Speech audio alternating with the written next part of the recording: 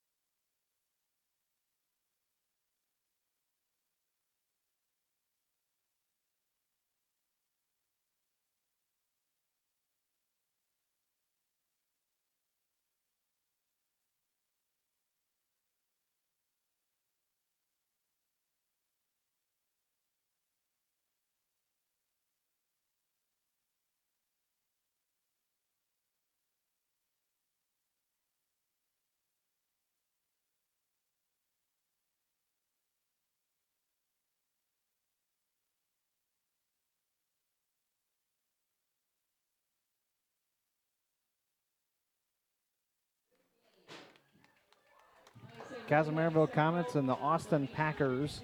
And for the starters for the Kasson Komets and head coach Chris Soderberg, number 1, Macklin Smith, defender, sophomore. Emma Geary will play forward. She's a senior. Number 2, Ellie Hager, middle, sophomore. Number 3. Number 4, middle, senior, Olivia Mathias. Chella Gonzalez returns to the lineup after missing about 2 weeks. She's a forward, a senior.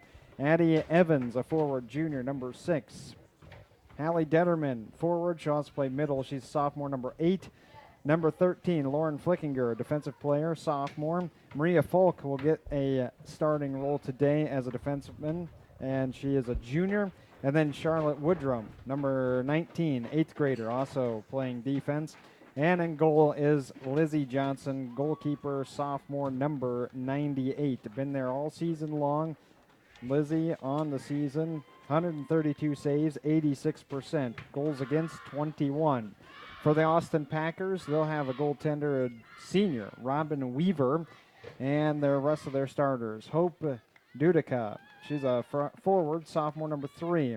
Ariana Shapinski, a forward, senior, number 4. 6, Emma Dudica, defensive player, sophomore.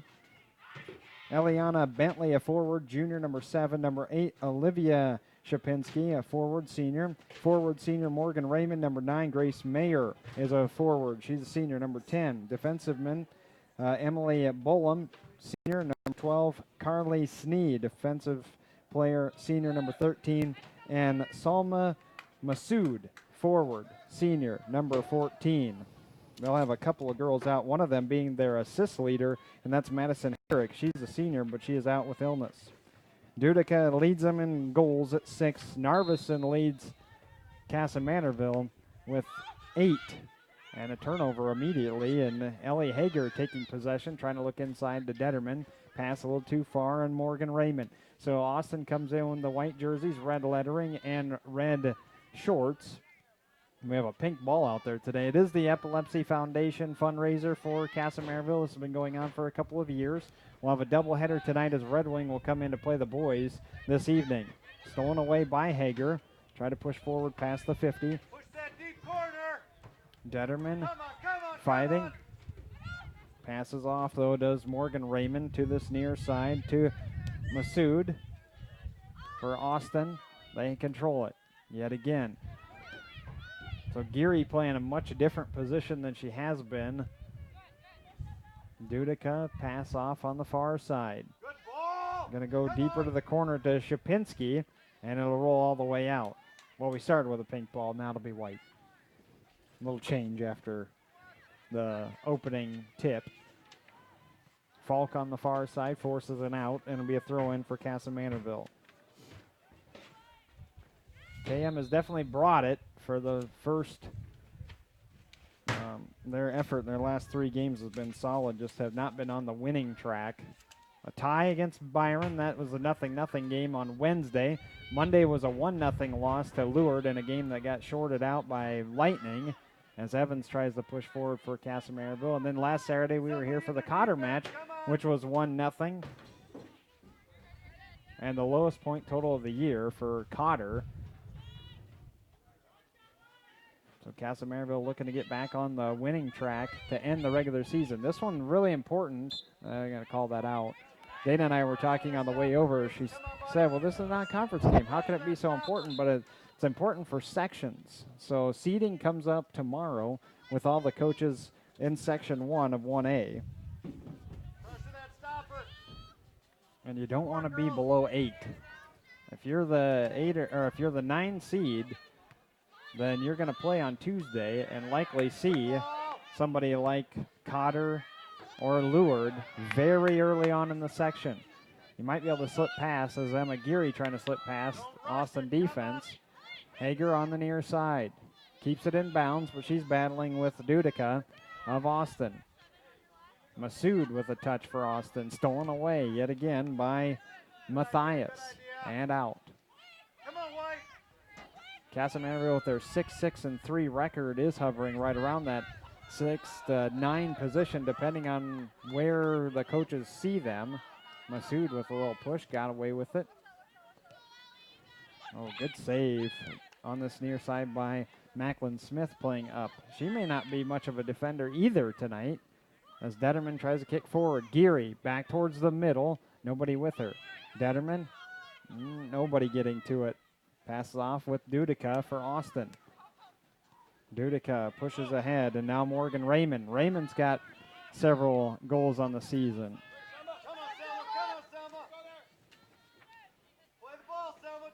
Raymond with 4. Now we're back to the pink ball. Hager with Matthias for Kasson Mantorville. Back to the 50, and Austin will reset. Kasson Mantorville trying to get out early. Ball getting through everyone. Macklin Smith going to have to play it, and she'll just kick it out. It'll be a throw in for Austin around the 20-yard line, 25, somewhere around there. We played 4 minutes, nothing to score. Kasson Mantorville and Austin, it's a non-conference game, but again, both teams are in the same section. Smith, a lot of fighting over in the corner with Grace Meyer. And it does come out. Ball gets away from Geary and kicked out of bounds by Carly Snee, defensive senior for Austin. Packers undefeated in conference play for the boys, and then today they end up losing to Academy of Holy Angels, which is 2 ranked teams for boys. We'll talk a little bit more about that when we see Red Wing tonight for Kasson Mantorville boys matchup. The boys are above us. They're about the rowdiest bunch I've heard. Practicing with balls and everything else here at inside the Crow's Nest at KM Telecom Stadium. Dana, it's just nice to be inside. Yeah. This is not as windy as the last time we were here. That's true, too. Yeah, it's definitely died down quite a bit. I mean, there's still a breeze, but it's not incredibly strong today. It is blowing out to the east. Ooh. That one out of bounds off of Hager. Masood will throw it in for Austin. So the Packers come out showing some aggressiveness early on. We played 5 minutes. Nobody has a shot on goal. Hager trying to run off. Does, and she dribbles. Good pass to Detterman. Detterman's got time. Going to feed towards the corner. Can Evans get there? No, just a little bit too far for her. Out on the run for Addie Evans. Throwing in is Shapinski over on the far side. Evans will stop that throw in, though. Battling over on the far end. Olivia Shapinski. They got two Shapinskis. Ariana and Olivia, both seniors. I haven't got a great look at them, but I'm going to guess that they're twins. Kasson able to knock it down. Pass backwards to Macklin. Macklin will drive to Geary. Now Hager. Can she get it in the corner to Geary? That's a really nice pass. And that ball is going to slow down long enough for Geary to get a touch on it. Trying to go towards the middle. Kicked out of there, but Hager should be around. So is Matthias. Macklin Smith driving one towards the middle. Off the knee. And out of bounds. That was a great pass in, though. It was. I'm with you on that. A really nice feed in for the KM Komets. And here comes the goalie kick, taken, though, by a defensive player for the Packers. Knocked down by Hager. She's going to float one back up towards the middle.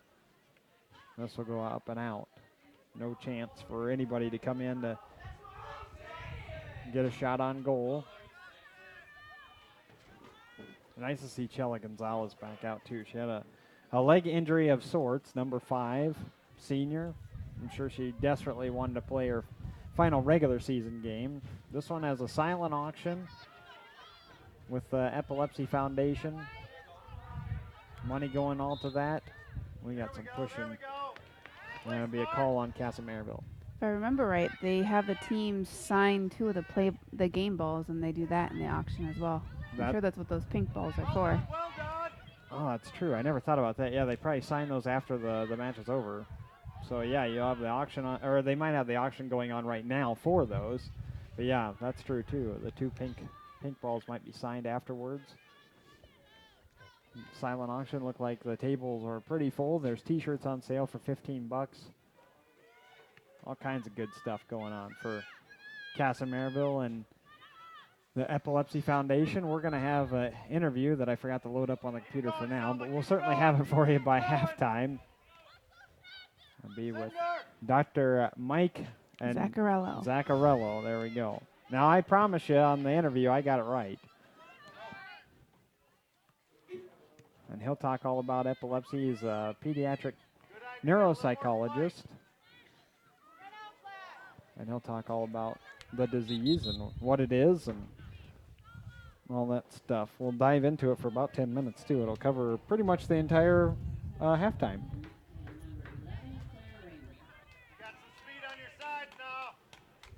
Izakai Heyman in for the first time for Austin. And they give it right to her. It goes underneath of her foot, though. Pass off. Grace Mayer driving back. Kasson. Oh, Chela, can you get there? Not quite. They defend it well. Ariana Shapinski passes off. It's to Heeman. Nice touch. Hager should be able to, she couldn't quite get a lot on it. Couldn't swing those hips around. But instead it's off of Heeman. And the pass back to, trying to go back on this near side to Hager. A little too much and out. That was Detterman trying to feed. But the throw-in wasn't the best for Austin. They do able to manage out of there. They get a long pass. So Woodrum comes up to play it. Oh, that ball had some wicked spin up and over the head of Addie Evans. Woodrum again puts one towards Geary. Geary with a touch to get it down. Nobody with her. Now Falk trying to feed back towards the middle. Good header of the middle, right at the KM logo, the 50-yard line by Matthias. Detterman playing over on the far side. Loses the battle on the ball. Austin trying to get some speed. They do get a nice touch right in front of us by Heeman. Looked there. Who did? Number 2 on Austin. Okay.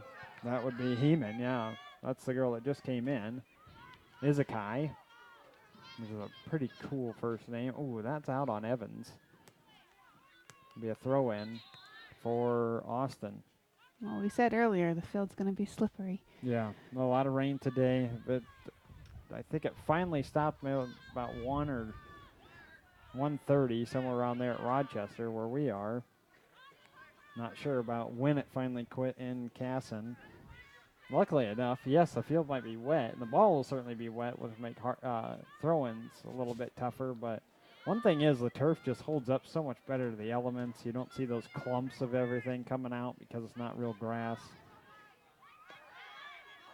Flickinger, pass to, oh yeah, Evans was on the far side. I was going to say pass to no one. Good footwork by Evans down the far side. Pass off to the middle.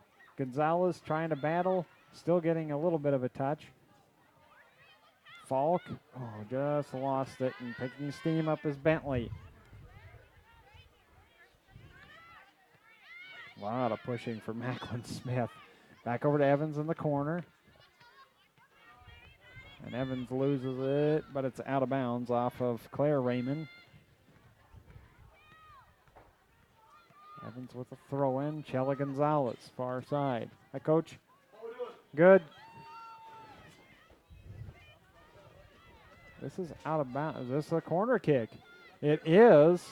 So Kasson Mantorville at 28 minutes remaining first half gets the first chance at a corner kick. Now the wind will blow across from Addie, so she have to put a little bit more spin on it, get it towards the goal. Floats out there. Knocked down. Oh, gosh, it was knocked down and then actually hit off of Austin Packer. This thing's still bouncing around on the inside. Now batted all the way out. And we have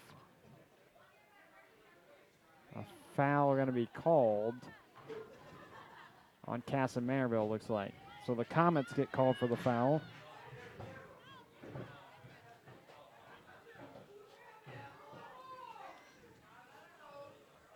Check and make sure the stream is good.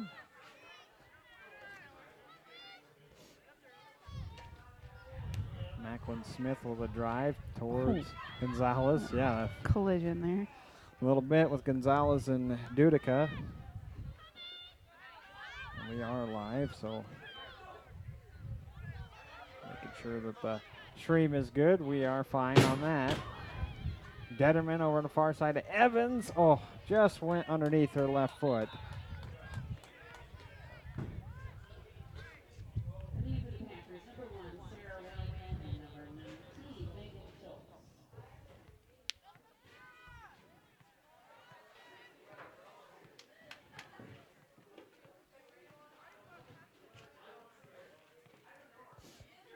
We'll have a throw in, it looks like. And a little bit of discussion over on the far side.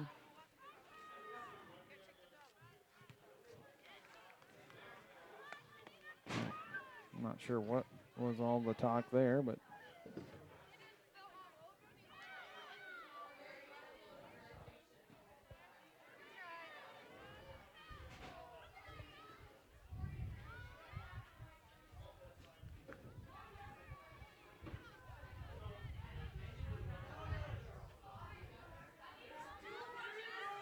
just a battle over on the far side.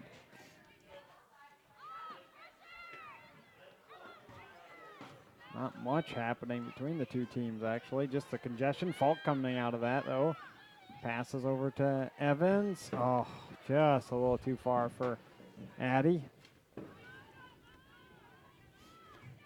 The Komets after that corner kick opportunity. Now Evans trying to get one back towards the middle. Falk saves. Chela. Gonzalez. No. Batted out. Oh, and Falk, that actually went backwards. That might have worked out okay, though. Woodrum was there. Matthias with a touch. Passes off to Hager. Went underneath of her. Geary could come and play that. Now Will. And Emma with the steal.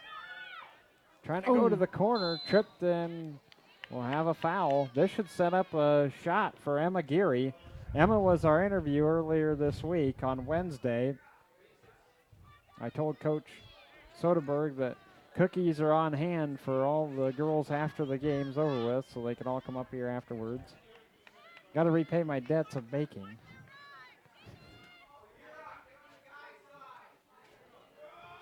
Evans will set it up, actually. She's had a couple of really nice long kicks before. Will she go right at the net? And just out. It curved away from Weaver inside the net. Oh, are they saying that's touch, though? They are. They're going to say that's out on a Packer. Yeah, I think the goalie just barely got her hand on it. Must have been a right hand just to knock it away. And gives Kasson a corner kick then. Evans on the drive. Like I said, the wind pushing it a little farther away. Gonzalez, and we have more pushing in the middle. You got to call it on Kasson with some pushing and shoving. You get that big a congestion, though, on inside. It's going to be tough to not push at least a little. Going to cause some contact. Geary knocks down the defensive pass. Played up, though, by Dudica. And Austin trying to get on the run with Megan Schultz, who had just subbed in. Flickinger comes up to blast one back over to Austin's offensive side. Geary has somebody with her. It's Gonzalez on the far side. Geary pushing, trying to kick it with her left. Her right, it doesn't matter. It's kicked out of bounds. It will be a throw-in, though, just for Kasson, not a corner kick. And 3 substitutions coming in for Kasson.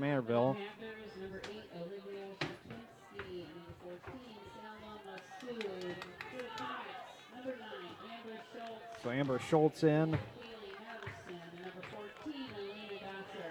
Elena Gossard is another one. Schultz, Gossard, and I lost the other one. We'll see her, though. She's on this near side, I'm pretty sure. Yeah, it's number 9, Amber Schultz. There's one of them. Woodrum stays in. Throwing in will be Macklin Smith. Deeper to the corner. Matthias stays out there. Evans. Oh, I think it's Narveson in the middle. Nope. Yes, it is. Kaylee Narveson's in. Shot. Good! All right. And a goal for Addie Evans. On the far end, Addie Evans, after the throw-in for the Kasson Komets, they put one on the board. Addie Evans, that is her 4th goal of the season. It wasn't a full-on blast, but hey, Weaver wasn't there, not putting a hand on it, and a goal. Time, 22:07.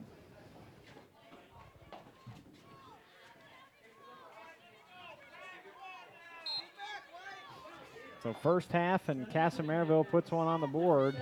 This is going to go far out in the throw-in. Now can Kasson build the momentum off of this? These 2 teams have played the last couple of years, by the way. Komets won last year 1-0, won in 2017 4-0.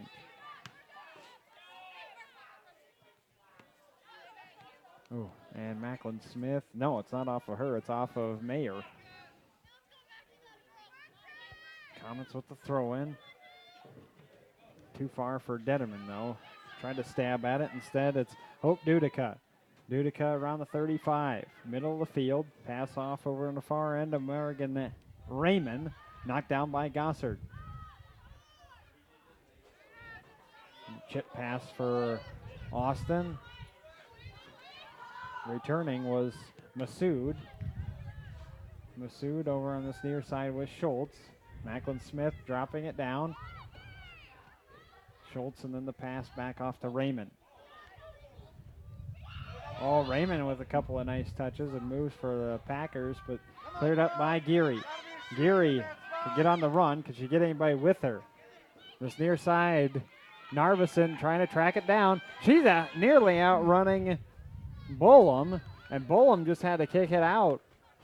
Well, we've seen several times, Dana, where especially like that Leward game that we watched, Cotter was kind of the same way, where KM would sit there and attack, and then the next thing you know, their opponent can switch field. This time, Komets do that.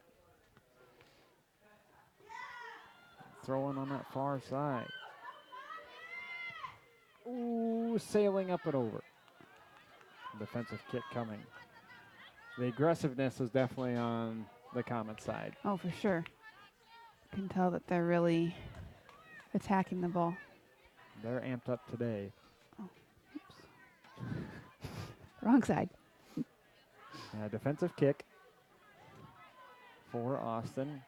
Lasts through about 3, and then touchdown by Gosser. Be a throw-in for Kasson Mantorville. Dark clouds coming back in. I didn't think there was any kind of chance of rain tonight.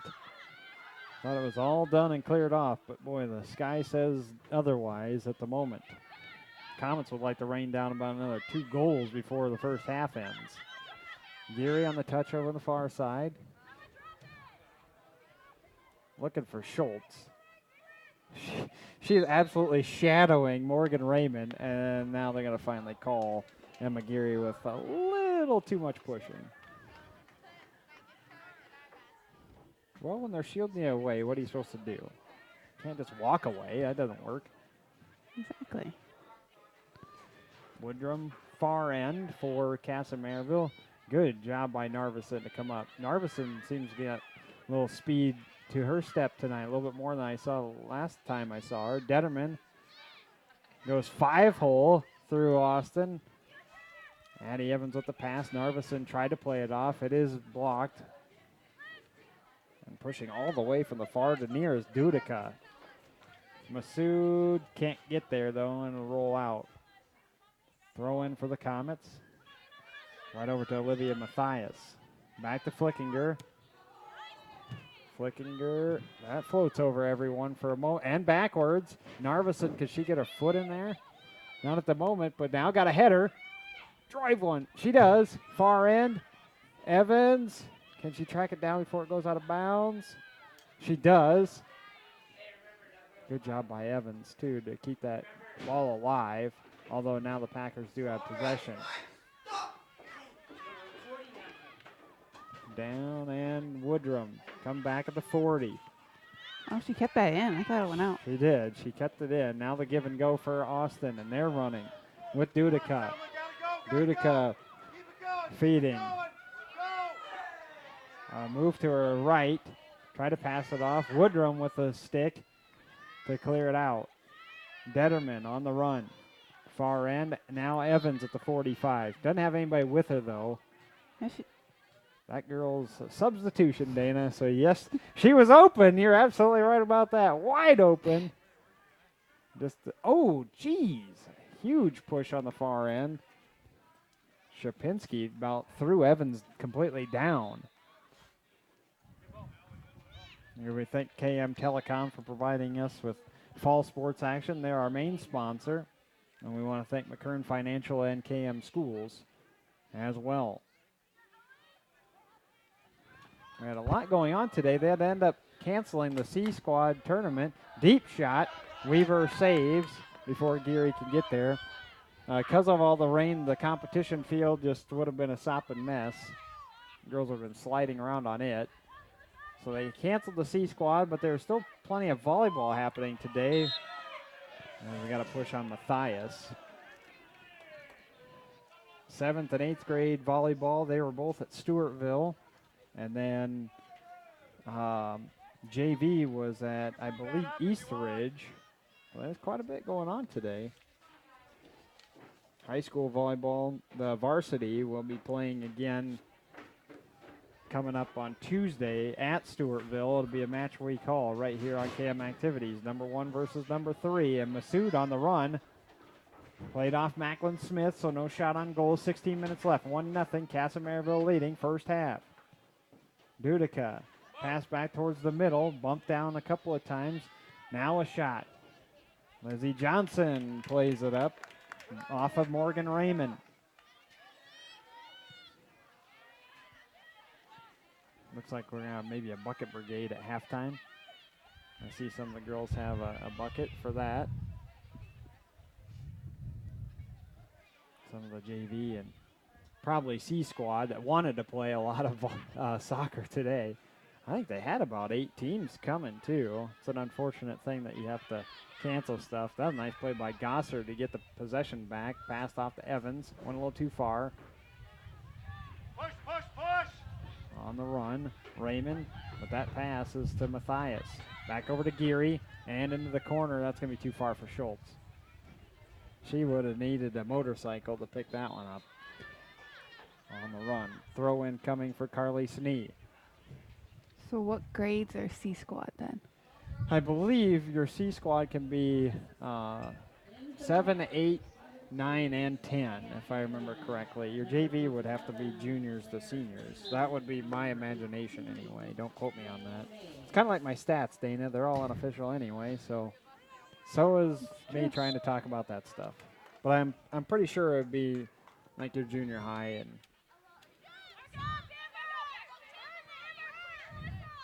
yeah, it's just too bad. They don't get the thing about C squad is a lot of these teams, you play a kind of like what I saw last night at Albert Lee for football. They just did not. I mean, their roster was half of what Kasson Mantorville had for football, and so a lot of your C squads don't even get a chance to really play a ton of games. Right, because not all the schools have a C squad. Yeah, they just don't have enough numbers. I know. Let's see, who was that? Lake City earlier in the year. Lake City was one that didn't have a C squad, and Coach Soderberg had mentioned that they really struggled at numbers. Wow, there is a. I think that official has blown the whistle about 6 times. Now play maybe can resume. And we go. 1-0. 13.5 minutes left before halftime. Give her a target right away. Deep pass by Austin. And Raymond comes out of it. Woodrum is all over her. And a little more pushing and shoving. Austin fans not exactly thrilled over that until they blew the whistle. This will set up a dead ball situation for the Packers.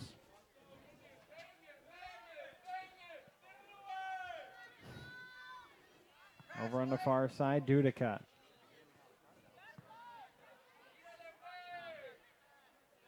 Austin does have a pretty good crowd here. They did bring up a solid number of fans. Yeah, they filled up quite a bit of this side too. And Kasson Mantorville, good section over on the far end with their parents. Everybody here to see some soccer. Shot and wide from Raymond. So Izzy Johnson did not have to play that one. And the camera froze, which is perfect timing for that. I got it.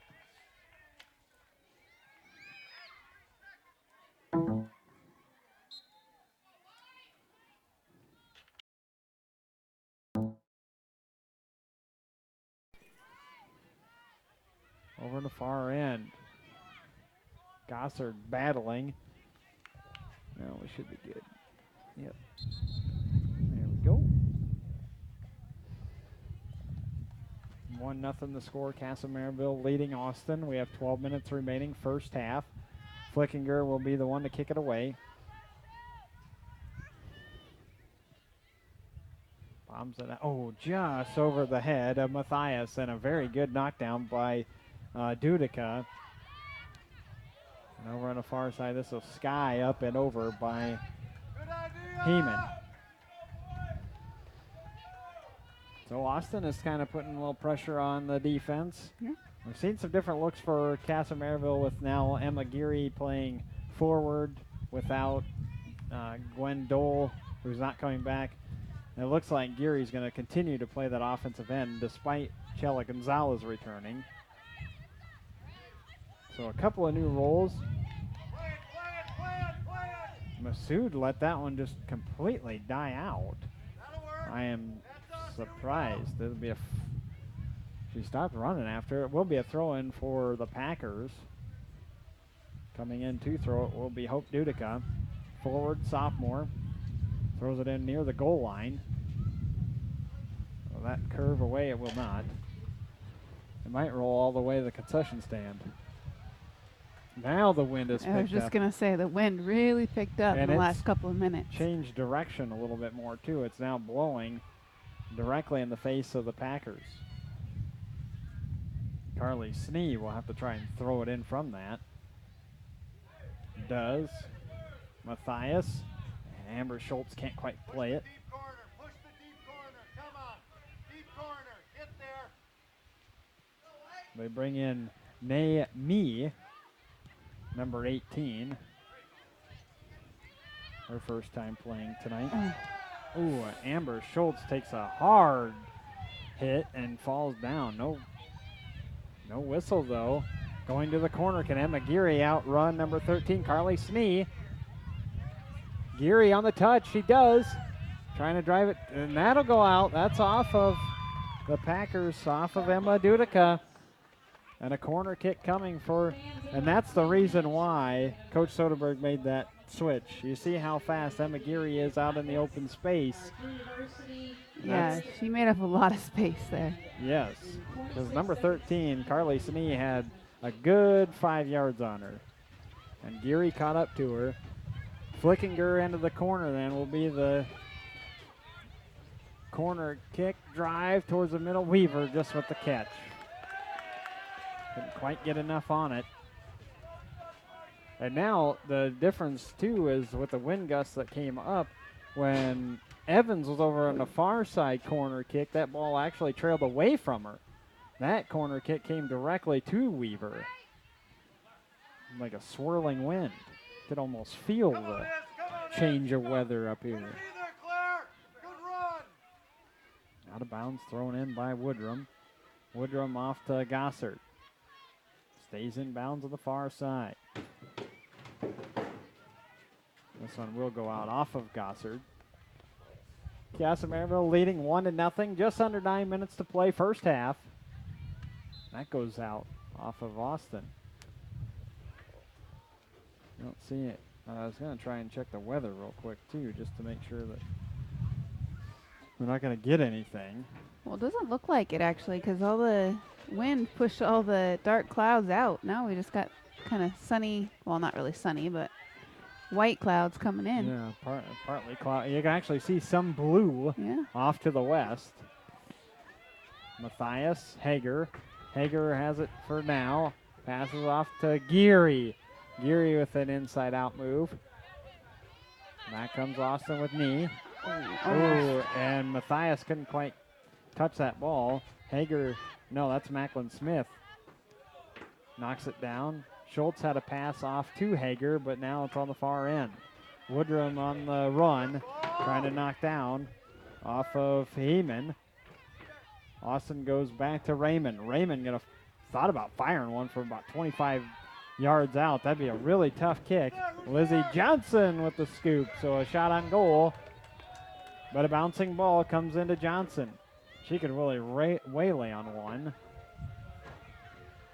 And on the far side, Ava Wiegand has subbed in for the first time.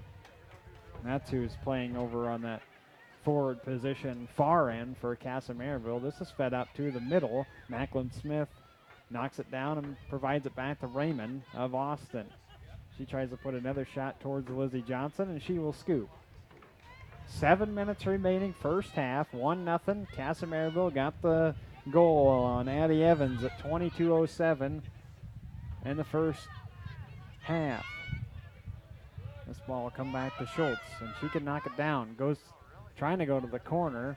Snee holding her. Yep, and that's what they're called. Snee on the grab.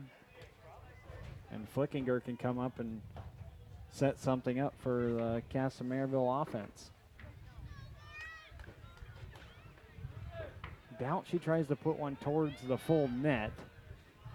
She has Matthias at about the 15. Flickinger, Nay will knock it down. She's going to feel that one knocked too. the wind out of her. Yep. Grace Mayer feeds off far side and a little inside out for Claire Raymond. Pass to the corner. This is Heeman. Austin trying to put one towards the middle, and Lizzie Johnson is there before. Yeah. Hope Dudica was the one coming in, wanting a header opportunity for Austin. Instead, Lizzie Johnson puts the gloves on it before it can get there. Woodrum, that ball is going to go backwards and out of bounds. Be a throw-in for Austin. We got massive substitutions right now. 2 for Austin, 3 for the Kasson Mantorville Komets. Amber Schultz coming out. Chella Gonzalez reporting for her on this near side. Addie Evans had come back in for Gossard. And there's one more that had subbed out, and I missed her. I think it's Wiegand. Actually, Wiegand comes out. Ava was playing on that far side, not anymore. Detterman is in for her. Out of bounds. Throw in for Kasson Mantorville at the 5:15 mark. First half. That is one thing about soccer. Continuous clock. I mean, these things just fly. These first halves go by so fast. Not only that, but then we started early too. Got caught up and fell there. Pass on this near side. Chela Gonzalez playing off. Oh, and off Snee. That's not too hurtful though.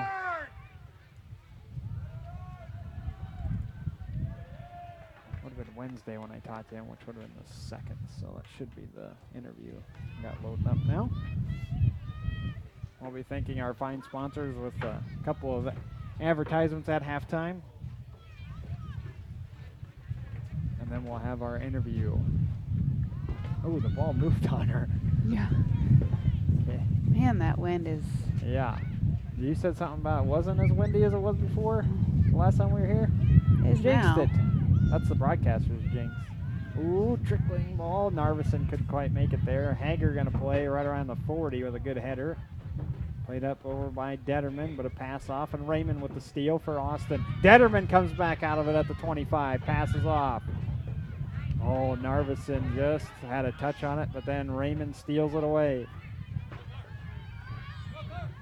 Passes off. Oh, Oh. boy, oh boy, it is getting There. very chippy out there now. Just play! Put your hands down and play, Claire! Come on! There was quite a bit of shoving.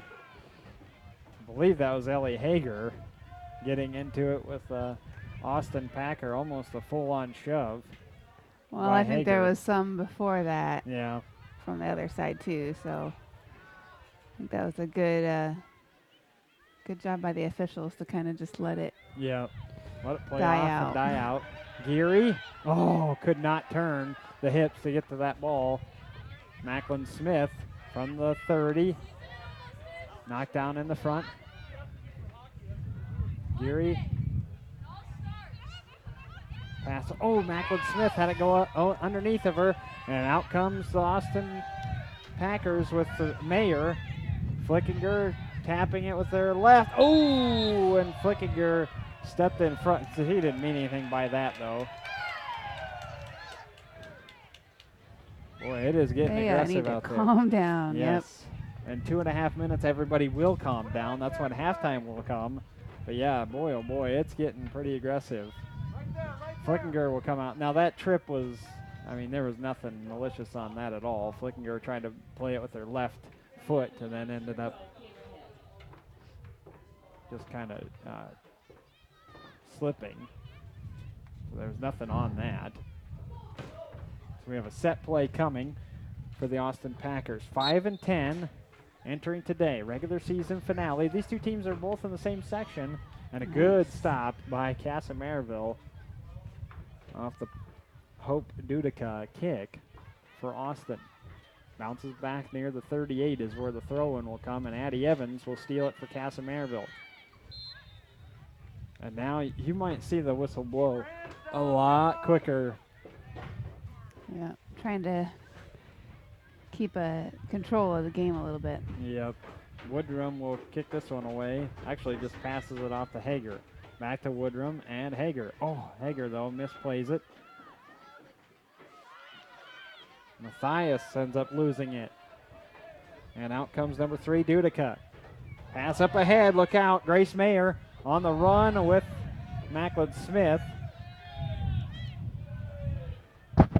Mayer ends up falling down. Macklin had the play. 1.5 minutes. They're going to try and go more to the corner, which is a smart play. Try to get that corner kick. Austin hasn't had one of those yet. Oh, Woodrum tried to knock it down. Shot is picked up by Johnson. That was Grace Mayer getting a chance for Austin. Kasson Mantorville came out the aggressors. Need to start playing the ball. Narvison with a perfect header to herself and still kept it alive. Ooh, Narvison. I don't think that was just No, full-on I think trip, they're though, just both between going, the two. Yeah. both going for the ball. And Yep. Agreed. Evans into the corner.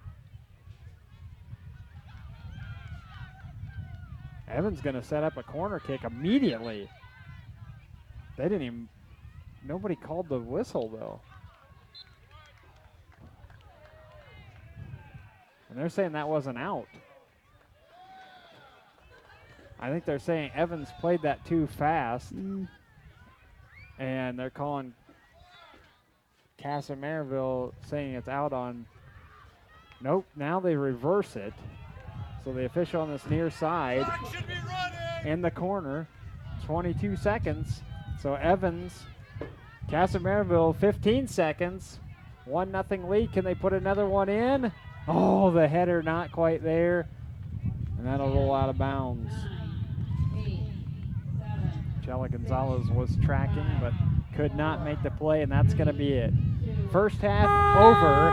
Both teams need to take a little cool down anyway, and we'll take it as well. We'll have they're going to have the bucket run for Epilepsy, the foundation then, the Minnesota Epilepsy Foundation. They'll put 26 seconds on the clock for the bucket run. So that's what's going on here. We'll take a quick break, and then we will have our interview coming up in just a second as well.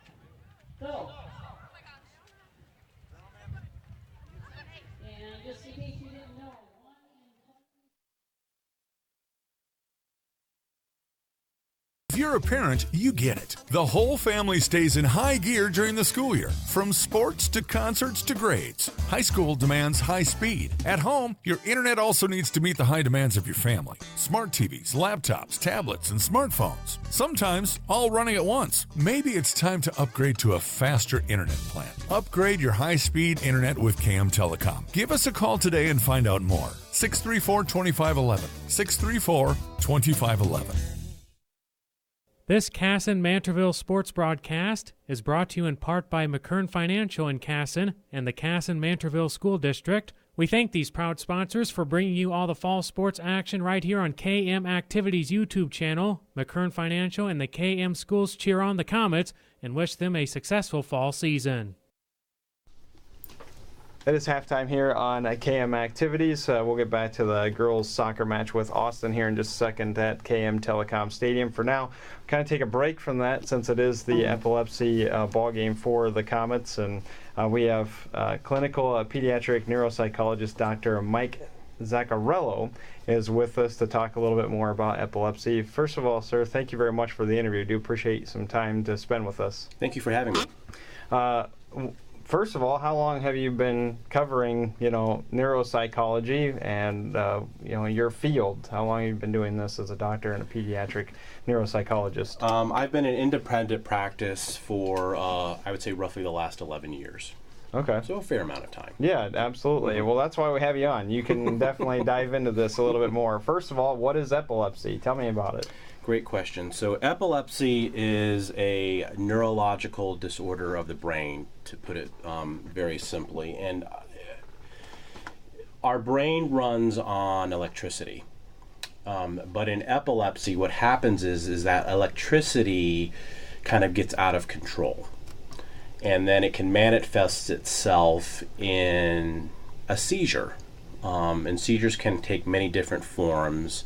In many different types. But I think basically speaking, that's what I would think of it as. It's kind of like a lightning storm in the brain. Okay. And then is there different types then? You mentioned seizures. I mean, that must be obviously one of the main symptoms, but is there different types of epilepsy?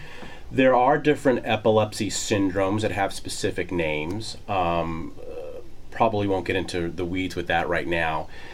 Epilepsy is typically characterized by what it looks like when someone's having a seizure. So are they maintaining consciousness or not? Do they have certain abnormal body movements or not? How long the seizure might last is broad classifications that neurologists typically use to describe someone's epilepsy disorder. Now, how do you actually diagnose somebody with this? I mean, is it like something that you have to do? So as a neuropsychologist, I do not diagnose epilepsy. And so that is typically left to a physician, specifically a neurologist, and to be even more specific, a neurologist who specializes in epilepsy. An epileptologist is the technical term for it. Okay. So neurologists can diagnose epilepsy as well as the epileptologist. And this is typically done by interviewing the patient and or their family, at times bringing the patient into the hospital and hooking them up to an EEG, which are basically ways to measure this abnormal electrical activity. They put different sensors on the brain and then observe the patient for days perhaps, 24/7 to see if they have a seizure. Okay. And if they do, you can correlate that abnormal electrical activity with what you're seeing physically as the person is having an event. Other times, the epilepsy doesn't need to be diagnosed that way, but almost always it's typically done with an EEG. Again, the electrodes on the brain measuring the abnormal electrical activity, and either observing or what is described by the family to be a seizure. Now, if you're a new parent and you have a child that's, say, 4 or 5 years old and is starting to have seizures, I mean, obviously that's one symptom. Along with epilepsy. So struggles with learning academic skills, so reading, math, and writing, and also potentially some behavior and emotional issues, depression or anxiety, as they're struggling with this kind of complex medical condition. Again, we're talking with Dr. Mike Zaccarello with us to talk a little bit more about epilepsy. Okay, so we've talked a little bit about everything but causes. Mm-hmm. So what causes this? So that could be one of the frustrating things, at least in pediatric epilepsy, is for many, many cases, we simply don't know. There are some epilepsy symptoms. The thought is that the brain may not be developing in a way that we would like, in a typical way, but sometimes that's very hard to pick up when we do brain scans, such as an MRI. Okay. So if you have a diagnosis and a child has epilepsy, what is the next step? How is it treated? I mean, obviously there's no cure right now. Yeah. Well, actually, there can be cures. Oh. And so depending on the type of epilepsy, well, let me backtrack. So one of the first line treatments for someone who has epilepsy is medication. Medication to kind of control the epilepsy. And a fair number of people actually get very good seizure control, if not complete resolution of their seizures, simply with medication. Okay. But for those individuals who do not, depending on what type of epilepsy they have, it would be important to go to an academic medical center that has a very strong neurology department and neurosurgery department, because there are actually different surgical procedures that could be done to either reduce the frequency of seizures or, again, potentially to make them completely go away. Wow. Okay. And you're 11 years in the field and studying this. What are some of the great stories that you've heard and seen? Well, I think there are two, I think, broad issues that kind of come to mind. The first is I've had some patients that I routinely follow as the child is aged kind of into adolescence and high school, who have, this might sound corny or hokey, but kind of taken ownership of their medical condition and have been open about disclosing that they have epilepsy to friends and schoolmates. And that has been a really empowering experience for them. It's also been really cool to see, because those kids actually become mentors for younger kids who are also having their first seizures or have been diagnosed with epilepsy. And it's really great for them to kind of see a role model who is older, functioning by and large as a healthy young adult. So that, that's kind of one, I think, general story that kind of comes to mind. I think the second is, as I'm part of a multidisciplinary team, it's been really cool to see us work together as a team with neurologists and neurosurgeons and epileptologists and neuropsychologists and psychologists, and helping a family get through the understandable angst if they're going to have someone undergo surgery, but also see the very positive outcomes that can happen when someone becomes seizure-free and goes on to live basically a normal life. Well, that brings me to your role that you play, but I think you just hit on it, and helping families. How about today, this soccer match, the donations are going to the Minnesota Epilepsy Foundation. Have you worked with them, and do you know a little bit about the foundation? I have. I'm a huge fan of the Epilepsy Foundation of Minnesota. It's probably one of the more active epilepsy foundations that I know of. Each state typically has an epilepsy foundation, typically, not all. The Epilepsy Foundation of Minnesota does phenomenal work. They frequently have family education sessions at various areas throughout the state. They typically have, around the holidays, a really nice bash up in the Twin Cities. They get some VIPs that come in, and it's really cool just to see families all get together and interact. They have summer camps for kids that have epilepsy, which is a really cool experience. These camps are staffed by nurses and physicians and psychologists, so it's a really cool way for a kid who has a complex medical condition to get a quote-unquote normal camp life. Parents don't have to stress out because there's medical personnel on site to kind of help out with that sort of thing. So again, I think the Epilepsy Foundation of Minnesota does a really great job of trying to address all the issues that may come up with someone who's struggling with that disorder. Big fan of that. Yeah, absolutely. I'm glad I'm getting to know a little bit more about the foundation. Thank you very much for all the information on epilepsy. And we need to get back to our game. So thank you very much, Dr. Mike Zaccarello. I want to make sure I said that you got correctly. That right. All right. Thank you very much, sir. Thank you. Have a good evening. Yeah, you too. That's clinical pediatric neuropsychologist Dr. Mike Zaccarello. We'll head back to KM Telecom Stadium for the second half of the Komets taking on Austin here on KM Activities, your home for the Komets. Hey, if you're a parent, you get it. The whole family stays in high gear during the school year. From sports to concerts to grades. High school demands high speed. At home, your internet also needs to meet the high demands of your family. Smart TVs, laptops, tablets, and smartphones. Sometimes all running at once. Maybe it's time to upgrade to a faster internet plan. Upgrade your high-speed internet with KM Telecom. Give us a call today and find out more. 634-2511. 634-2511. I'm Chris Soderberg. I'm the head girls soccer coach for Kasson Mantorville, and you're watching Soccer on KM Activities. Thank you very much, Chris.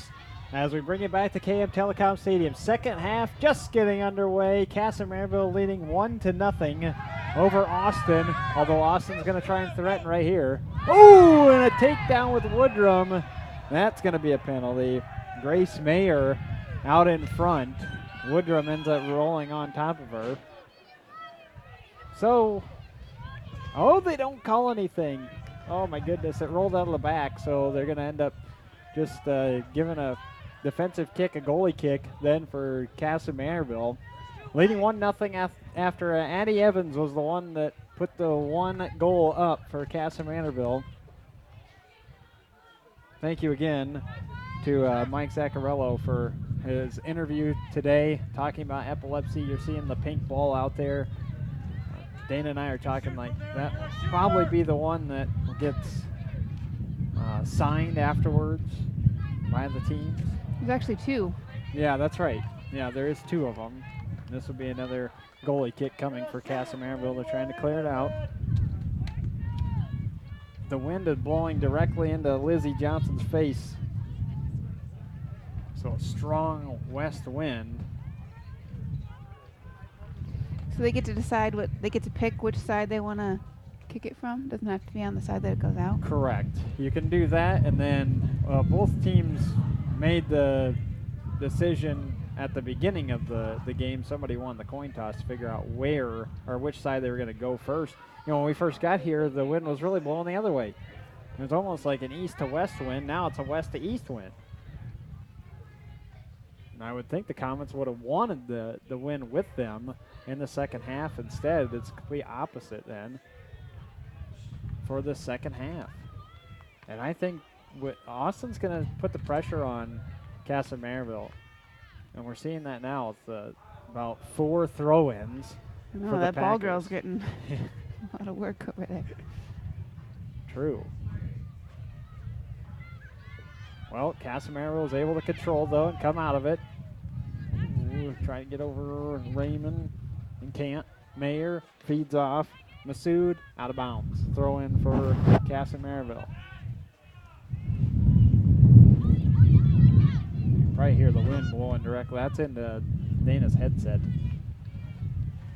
Good touch by Emma Geary off to Evans. Evans playing it off. Now kicks towards the middle. Boy, that ball will float, though, with all that wind. Narveson trying to play off. Now does. Matthias had a touch. Comes back over. Hope Dudica. Dudica trying to feed one in. That's knocked down first by Macklin Smith. Now she kicks it away. Stayed in bounds, too, over on the far side. And we'll have a foul called on the Packers. So this near side now, we're going to see Andy Evans a little bit more right in front of us. Woodrum will be on this near side. Macklin Smith will be over on the far end now. Hager's out. Detterman. Matthias. Narveson. Geary, of course. And that's Narveson. Oh, tried to give it into the corner. Tried to go again. Instead, actually, this might work out well because it comes to the middle. Hager with the touch pass to Geary. Geary still trying to fight for it. Does. Gets it inside the box and we blast it out by Snee. And it'll be a throw-in. We've played 4 minutes in the second half. Hager on the throw-in from Evans. Boys soccer coming up later here at KM Telecom Stadium. Be a double-header. We're going to end our broadcast here for the girls. And then after that, we'll jump right into the boys' match. They'll play Red Wing. It didn't work out for the Austin boys to come. So it just ends up being the girls and then Red Wing. The Austin boys actually played today against the Academy of Holy Angels, two teams that were ranked in soccer in 1A. And it ends up costing Austin a loss. They lost today 1-0, driving in the inside. Narveson, that one was knocked down by a Packer before he even got there. Ooh, I'm actually going to finally put my coat back on. Thank you to all that has come on today. Probably enjoyed some college football earlier. Maybe got to watch some of that Florida and Auburn, I think, is who was playing. That was one of the big matchups this afternoon. Two top 10 teams. Dana and I watched the part of the Iowa State game before ESPN decided to take it off our stream. So I only got to listen to the second half. Watched some of Oklahoma, too. I know Minnesota's playing. That was this afternoon in Big Ten play. We've got high school soccer. It's a 1-0 lead for Kasson Mantorville over Austin, but Austin trying to come towards Lizzie Johnson. Pass off on the far side and out of bounds. Be a throw-in coming for KM. That's going to be really hard to throw out of that corner, too, and get any kind of oomph off of it. Need a cannon out there to... Well, I was just going to say it would be really hard to judge the passes going that direction because the wind is going to just make them go so much faster. Well, and turf does that, too. I mean, natural grass, it would slow down just a hair. But when Ryan Christensen was standing in your space, Dana, and he was my camera person the other night when we covered the girls, and he mentioned the speed of turf. So now you add in the speed of turf, you add in all that wind that's being blown out there. Is Geary in front of the net. Blocked down, though, by Austin's defender, Bolam. Throw in. Yeah, on the far side then. So Casamaro get it farther to the corner. I mean, that's the idea. Narveson, it floated over the top of her. She is able to come back and play. Right out of the box. That was Detterman. This one blasted back. And Woodrum with the... Actually, that's not Woodrum on the far side. Woodrum should be over here. So over on that far end, that might be Maria. No, Maria Falk is not. Falk has got some. Oh, it is Kayla Head. You're right. Thank you. And it's number 12. And she's actually subbing out. Thank you, because I could not see her number. Well, Kayla, I feel bad because the last time I was here, I didn't have their number written down. This time I couldn't read her number on the far end. She's a senior, middle. Thank you for pointing that out, Dana. The numbers don't, I mean, the black with the blue, it is a little hard. Yeah, well, and you got long hair at times. I think Kayla's got kind of longer hair. Knocked down by Austin. Saved over on the far side, though, for the Packers. And now they'll try to attack. 32 minutes left. 1-0 lead for Kasson Mantorville Komets, but it is in the second half.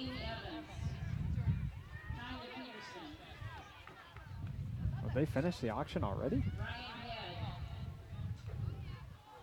Well, they were announcing a bunch of names off the PA. I wouldn't think the auction would be over with already. Gary Yeah, I missed what they're... I think that is the case. Yeah. The auction might be over with by halftime. I figured it would go on a little farther than that. Oh, a missed kick by Kasson Mantorville. This is going to die all the way to the corner, and it should be a corner kick coming for Austin then. Ooh, that ball went from the 30-yard line of the far end and curved all the way around and went all the way out in this corner. Setting things up for Austin will be Hope Dudica. As the boys soccer varsity team heads up above us, get ready for their match. This one not touched by anyone. Heeman was the first one to get even close. Out of bounds. So Kasson Mantorville gave up that corner kick, but no shot on goal for Austin. Had a few of those in the first half. Flickinger. This one knocked down by Mayer. Grace in the corner. Just has Masood with her. Playing it as Woodrum. This off the side of the foot. Out of bounds. Should be another defensive kick coming for the Kasson Mantorville Komets. They lead 1-0. We've played now 10 minutes in the second half. So we'll have the boys soccer match coming up too. They've been prepared. Oh my! That had some spin on it. Yeah. Could you even see that? And I wonder if you probably couldn't get all the way on top. No, that went out of the screen. Yeah. Okay. Yeah. High kick and curved dramatically back towards the concession stand. Masood will have the throw in for Austin in their white jerseys, red lettering, red shorts. Kasson Mantorville in their black jerseys, blue lettering, and then the black shorts. Ooh, on the run, look out.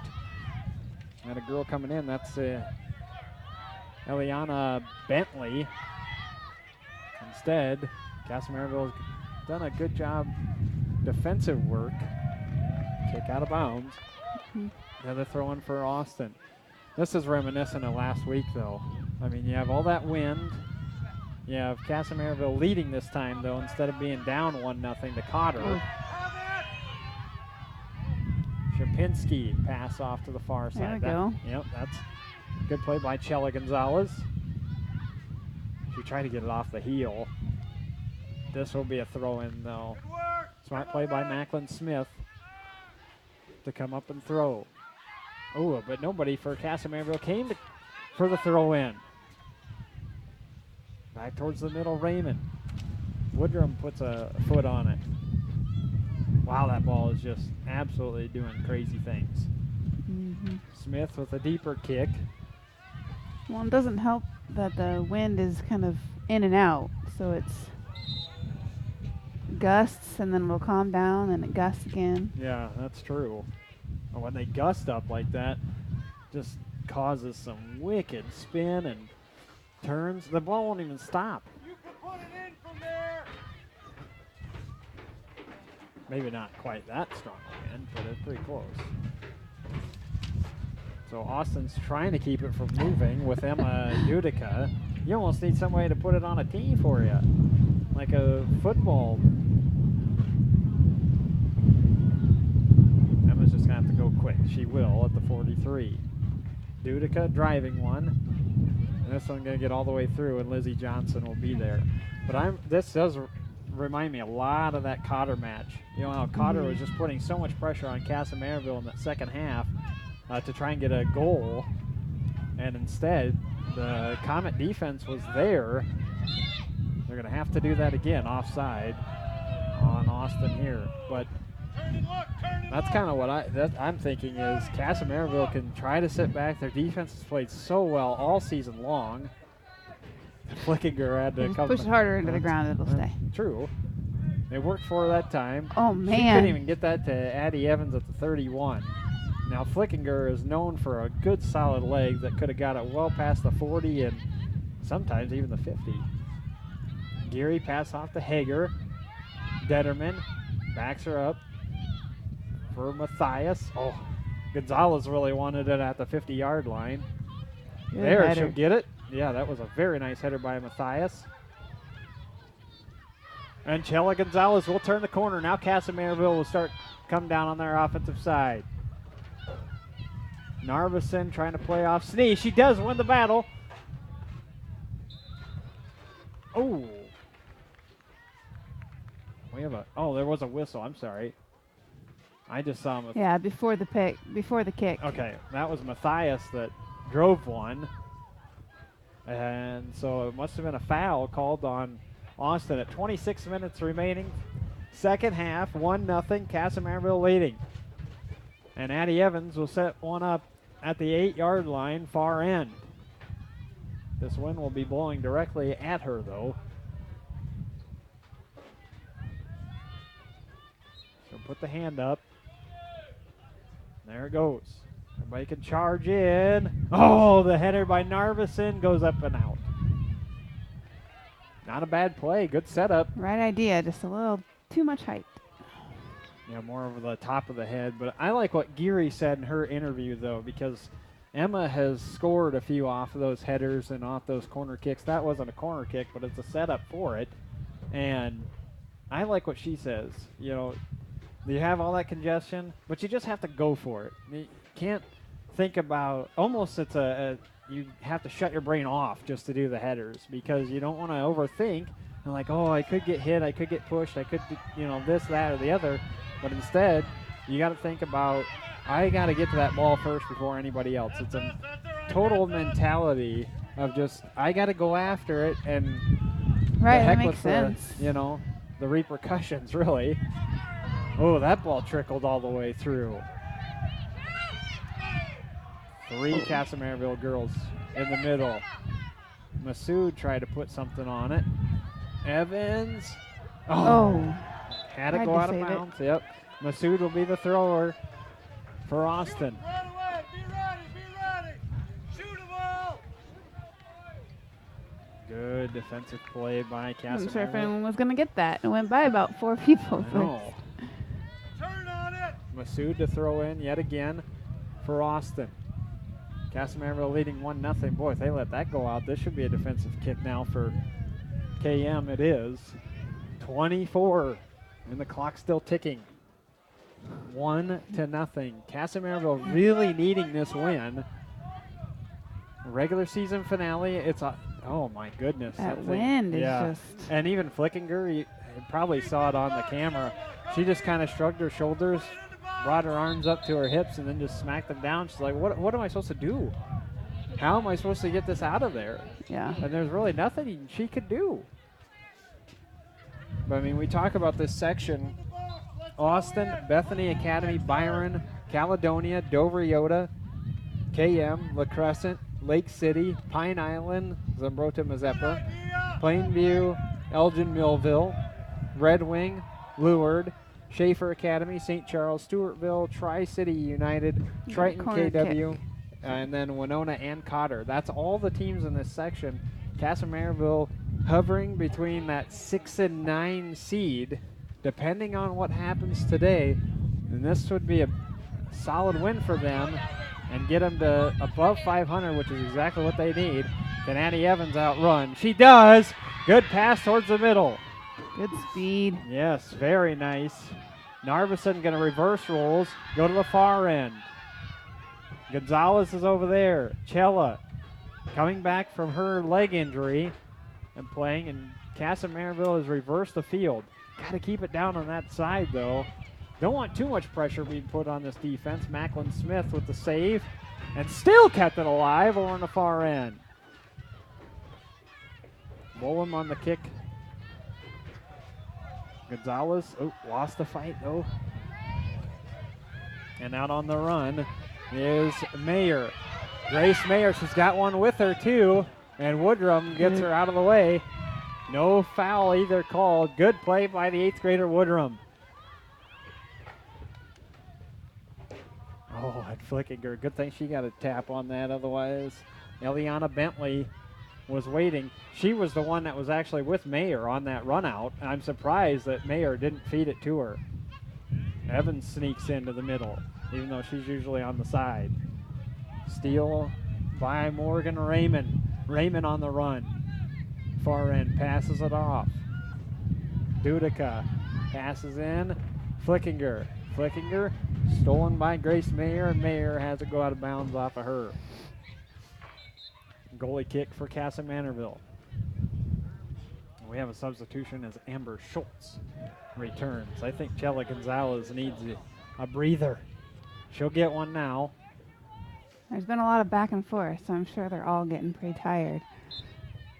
Yeah, the ball, I mean, as much as this ball has obviously hovered at Kasson Mantorville's side, and a good play by Lizzie Johnson to come out and just scoop that before Mayer comes in. But yeah, I'm with you. Kasson Mantorville has been able to attack a couple of times. This ball gets away, rolls over the head of Morgan Raymond. Passes off. Detterman. Hager trying to give a run out for Evans. She will get there before this ball hits the yellow line. Tried to put a ball on the attack, and it is blocked right by Shapinski, right in front of her. Dana, you and I got to go to that Pine Islands Abrota Mazeppa match for the girls, and Addie Evans had probably one of the best goals I think I had seen all season long from about 20 to 30 yards out, candor. That was a beautiful kick. I'm pretty sure that's exactly what she was trying to do there, is line it right back up and try to drive one towards the net. Geary fighting, but it rolls back to Matthias at the 25. Macklin Smith, she points towards the box, says go that way. Oh, Emma Geary! It was off her head and came all the way to Weaver. That was a great try. That was good play. And a wonderful kick by Macklin Smith, because she actually pointed to Geary saying go, and I'll give you one. I didn't think it would get there. Maria Falk has substituted in. She's with the yellow cleats, so she's back out on the field. Thank you again for tuning in here on KM Activities. Your home for the Komets. Girls soccer tonight. Kasson Mantorville and Austin. Komets lead 1-0 in the final regular season match. The Epilepsy Foundation. They did the 26-second bucket brigade earlier at halftime. Falk with the short kick over to Narveson. Into the corner. Amber Schultz trying to get on the run. Saved. Saved by Schultz. But then passed away by Boehm. Yeah, they did it for 26 seconds because they said that 1 in 26 people is affected by epilepsy. That's what I heard them announce over the loudspeaker. It's really that high? I never would have thought it was 1 in 26. Oh, Emma Geary. Oh, she missed on it. She lined it up, and Weaver taps it before it goes out. Geary trying to line up. I never would have expected it to be 1 in 26. 18 minutes left, second half. Kasson Mantorville clinging to the 1-0 lead. Raymond had the ball go backwards on her. Picked up on the run by Dudica. Dudica tried to feed off. and Grace Mayer. Instead, it's Flickinger. Far side, roll out of bounds, and off of Hope Dudica for Austin. So a throw-in coming. With the regular season over with tonight, that would mean that Kasson with the tie to Byron, will end up being 4th in the conference. They'll sit at 3-3-1. Leward will be the champion of the Hiawatha Valley. No surprise there. 7-0. Stewartville ends up being 2nd at 4-1. Then Byron at 3-2. Kasson 3-3-1 in the conference. Then Pism at 2-4. Lake City 2-4. And Cannon Falls is last in the Hiawatha Valley at 0-7. So congratulations to Leward on the Hiawatha Valley Championship. Regular season. Be a team. Boy, you know, it could end up being. Now, Kasson I think, has a legit shot at trying to make a run to the semis. And, I mean, they gave Cotter a run for their money last Saturday, and I would love to see that match against Leward and find out how it went all the way through, as opposed to stopping after early in the second half as Hager tumbles at midfield. Because that was Monday night, and then they had the Lightning, so they didn't actually get to finish the match with the Leward, but it was only 1-0. And I think Kasson can hang with virtually anybody. I don't think anybody's going to blow them out in the playoffs. What I will say that if it gets to be the finals, and it happens to be Leward and Cotter, that's going to be one heck of a match. Now, I want to see Kasson there instead. Yes. Not that I'm saying of anything like that, but I'm saying that would be some great soccer between the two. I don't believe they met throughout the regular season. So how early did that game get cut off then? Do you know? It was about 10 minutes into the second half, and Leward had scored sometime in the first. I can't remember when Emma said. Oh, Addie Evans. Oh, that was on the other side of the flag. This should be a corner kick. Yeah, I believe Emma had told me that it was about 10 minutes into the second half. So they would have had about a half an hour left. I mean, you hold your own 1-0 with Cotter. You hold your own 1-0 with Leward after losing to them the first time, 5-0. I mean, this Kasson team is definitely playing some of their best soccer right now. Addie Evans going to come in. Oh, it floated in front of Weaver. And then Schultz comes in, and there'll be a foul. And the official just check it up on Weaver. Ball on the ground and take it out of her hands. If you're doing that, there should be a flag. So Should be a card. Schultz had come in.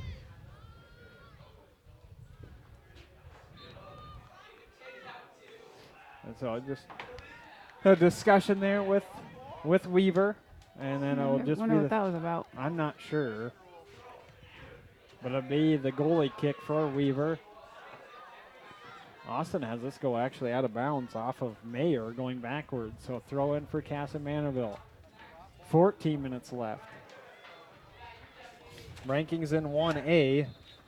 Matamita at number 1. They had dripped down to number 2. Now they're number 1 again. Hill Murray number 2. Academy of Holy Angels 3. Visitation 4. St. Margaret's, they're at 5. Breck 6. Mankato West 7. Chisago Lakes at 8. Blake 9. And then Leward is sitting at 10th. That's the 2A rankings.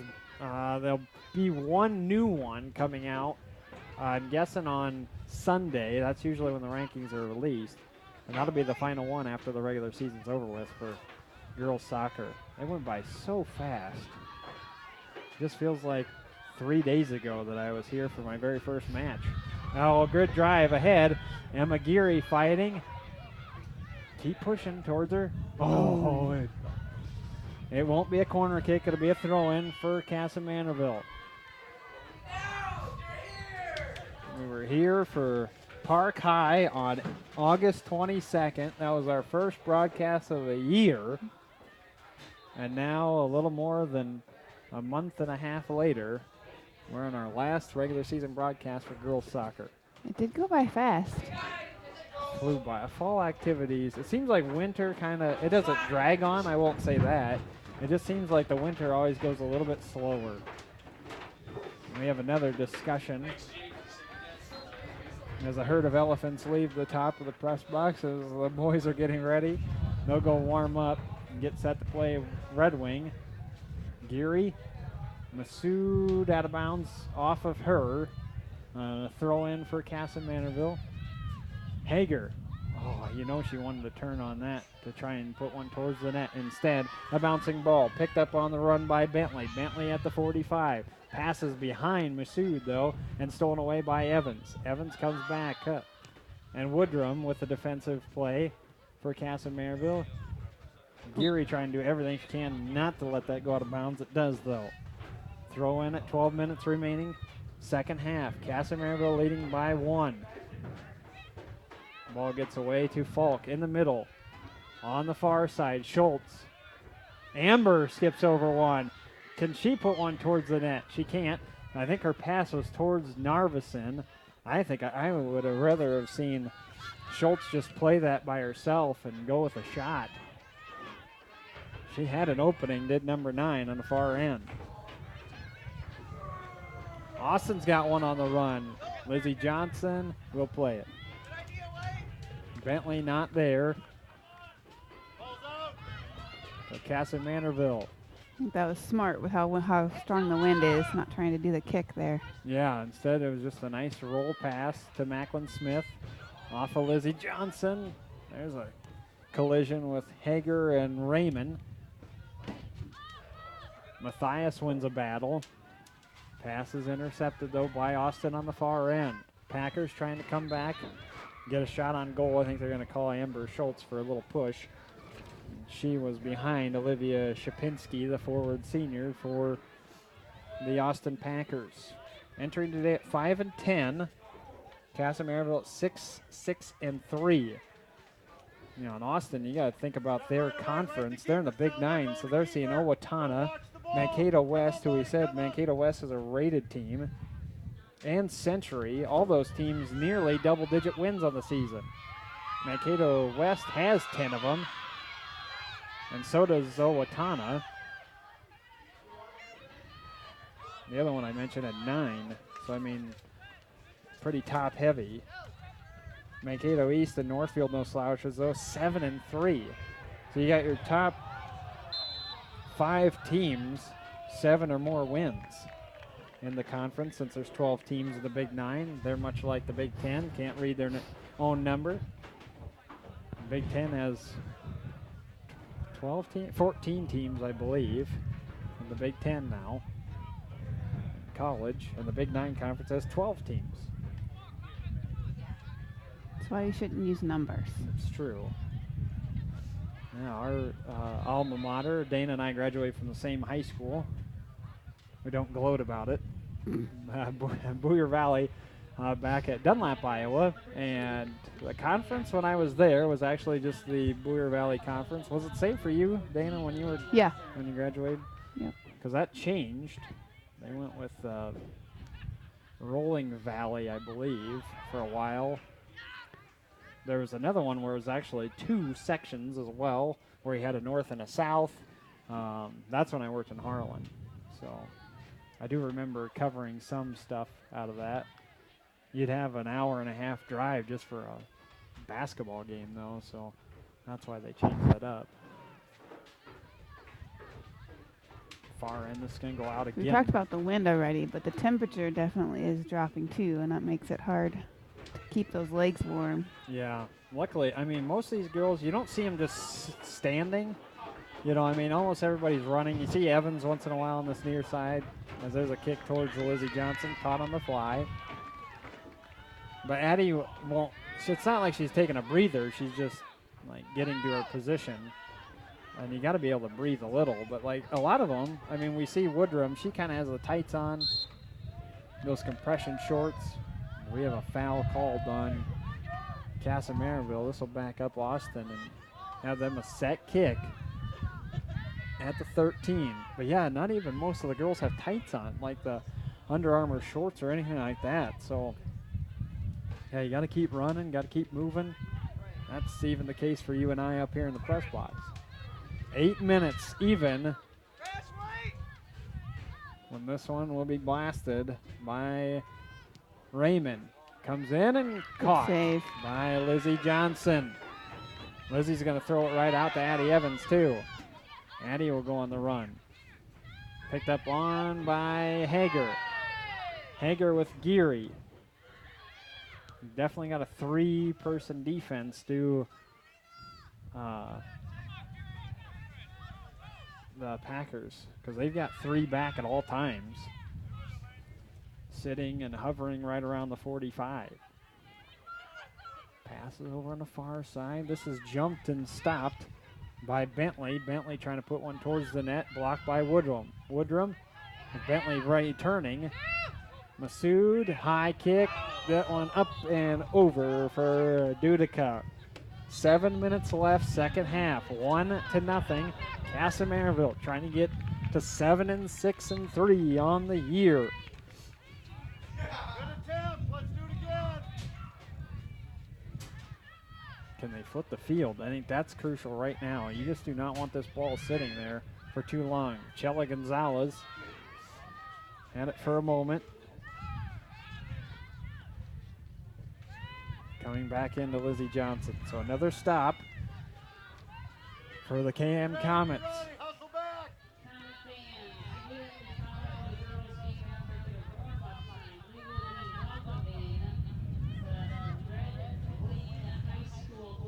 Yeah, so they're just announcing that the boys game will be happening too. Masood with fancy footwork got past Evans. Off her head and out of bounds. This off of Masood. Throwing for Hager. Oh, Geary had it go right off of her face. Geary trying to attack on the sideline. You're not going to outrun that girl, I'm saying. She is flying. Oh. She does make a stop. Wanted to have somebody with her. Yeah. And did with Hager. Actually, that was smart. Flip the field. Now you got Gossard.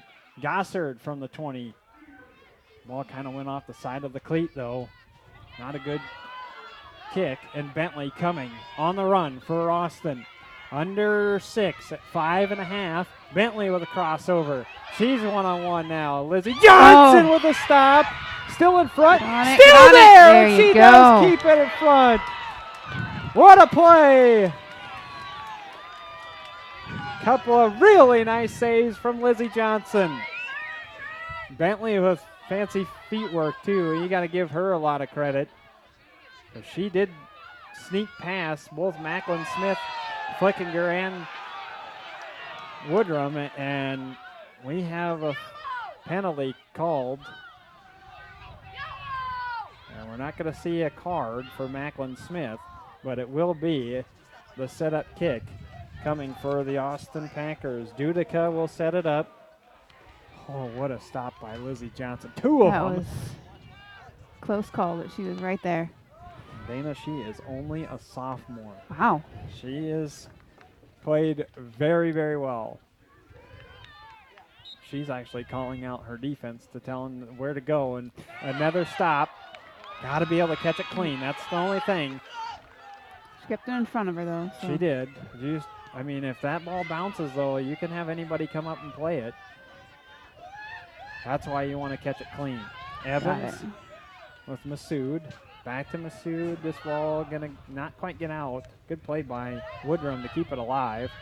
And Addie Evans just going to pass it forward. This ball will float. Narveson, Falk. Actually, it went through a Narveson. Gossard tried to play it, and a crossover yet again. Here comes Emma Duca. Scooped up by Lizzie Johnson. I think she should hold, and she does. 3 minutes and 45 seconds remaining. What? I still can't believe. What a play. And we have a handball. That's off of Hager. Mm-hmm. Now, good call by the official, too. Is that play was, or Hager's in front of her. Kind of her back to the play. I actually think the officiating today has been pretty good. I agree. They've done a nice job keeping the.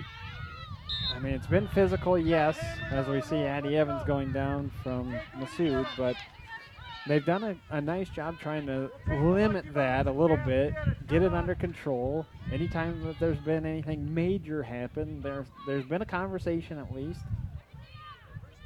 And that's what you want to see, is the communication between officials and getting it right. That's the main thing. Bentley trying to go on the run again. Gossard kicks it out. A throw-in coming. We've dipped under 3. 2 minutes and 45 seconds now. Masood to Bentley. Passes off to Morgan Raymond. In the middle. Kasson Mantorville trying to do everything they can not to get a shot on goal. This is a high one, going to sky up and over. And end up hitting 2 people in the behind, Lizzie Johnson. Detterman comes in for Folk. The boys warming up on the far side. They'll welcome Red Wing. The Wingers will come in to play the Kasson Mantorville boys. We're going to dip out, is what we're end up doing then. We're going to sign off after the girls' match. Go get some hot chocolate and warm up. Correct. I got to go get lineups. The girls got to come up here and get their cookies. Oh, yeah. And then we'll have the boys' match for you. And that'll just be a different stream. We don't want to put them together. Masood Woodrum. I have to say the 8th grader has played really well, too. Number 19, Charlotte Woodrum. It still surprises me that they can have 8th grade play high school sports here. Yeah, that is definitely not the case in Iowa. We've talked about that before. I know. I was shocked as well, but you got to give her credit. I mean, she has played really well. She's been in the starting lineup the entire year. Geary, looking, passes back off. There's a drive toward the far side. Going to roll, not out though, at 1:27 when I looked up. Raymond, Masood, that's behind her. Hager on the run. Tries to stay in front of her. Now off to Bentley, but Gossard there. Oh, Gossard almost gave up some positioning though. Back to Woodrum. Good kick. Back over to the 45. Oh, Hager had that one go off the knee, but a good touch by Evans. Trying to get it over to Geary. Geary not afraid to get involved either. She has that defensive mentality now as an attacker. This goes out of bounds. 50 seconds left. Throw in for Kasson Mantorville off of Emma Dudica.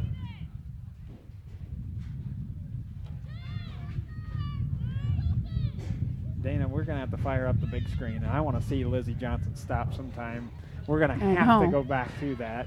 I know we don't have an instant replay, but that's clearly, I mean, Addie Evans got the goal at 22 minutes left in the second half. Hager sends her, off the post. No, it's out. It is out because it touched the actual goal post of the field goal. So it is out, but only 10 seconds left. Hager trying to drive one. But yeah, you got to say Addie Evans had the goal of the night, but the play of the night might be Lizzie Johnson's save. This is going to go out of bounds. Addie Evans does that. 1-0. Kasson Mantorville is going to get out of here with a win. 1-0. Addie Evans with the goal. Happened at 22 minutes and 7 seconds in the first half. Kasson Mantorville holds off. They're all giving Lizzie hugs now.